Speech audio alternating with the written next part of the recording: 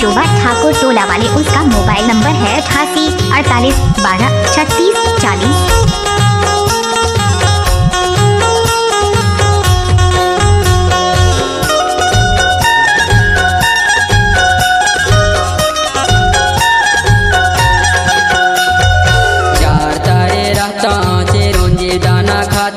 मायारो जोड़ी मोर 4 बजे आबे की 5 बजे आबे परान जोड़ी मोर।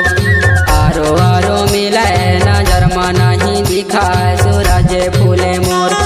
जिंदगी रही रानी मिले लाया बे वो, जिंदगी रही जोड़ी मिले लाया बे वो।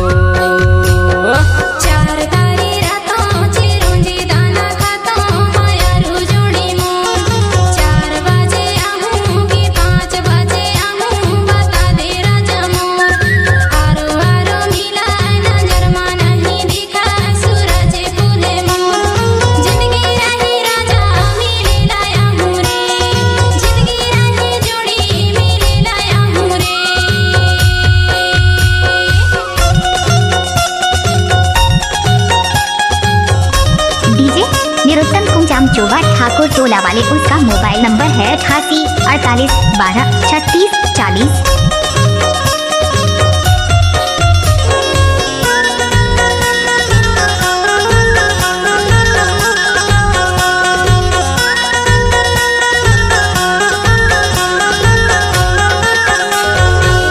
बाड़ी माँ फेंके फेंके लखा दो, बाड़ी माँ फेंके फेंके लखा देना।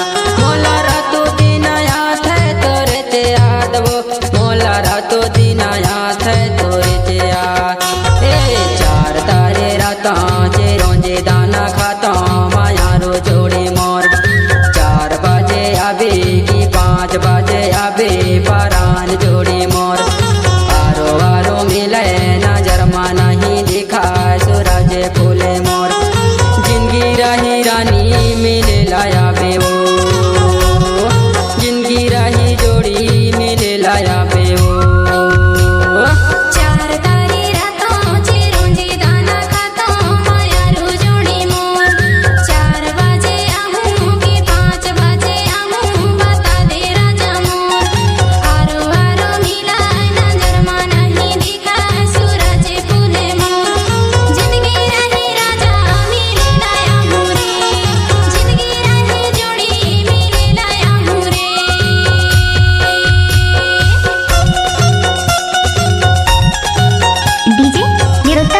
चोबा ठाकुर टोला वाले, उसका मोबाइल नंबर है 88 48 12 36 40।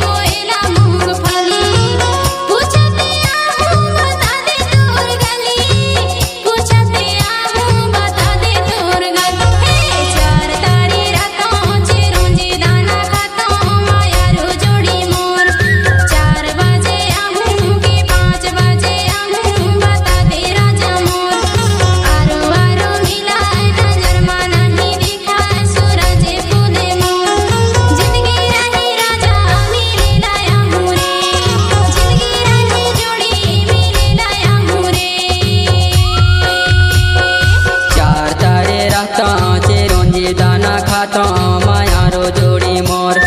4 बजे आबे की 5 बजे आबे परान जोड़ी मोर। आरो आरो मिले नजर में नहीं दिखाए सूरज फूले मोर। जिंदगी रही रानी मिले लाया बे वो, जिंदगी रही जोड़ी मिले लाया बे वो। इलाका किसी का भी हो धमाका दीजिए, निरुत्तम कुमचाम चोबा वाले का ही होगा।